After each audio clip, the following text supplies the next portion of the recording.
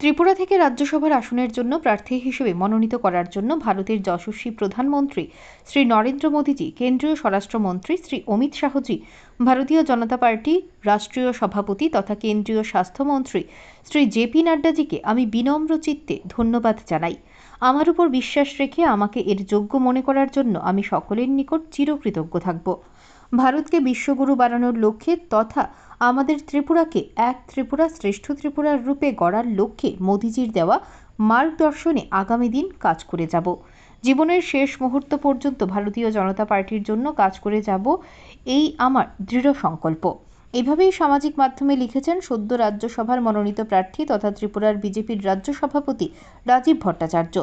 রাজ্যসভার সাংসদ ছিলেন বিপ্লব কুমার দেব, আর এবার বিজেপি রাজ্য সভাপতি রাজীব ভট্টাচার্যকে প্রার্থী করাতে গোটা ত্রিপুরা রাজ্যে বিজেপি দলের মধ্যে আনন্দ উচ্ছ্বাস লক্ষ্য করা গেছে।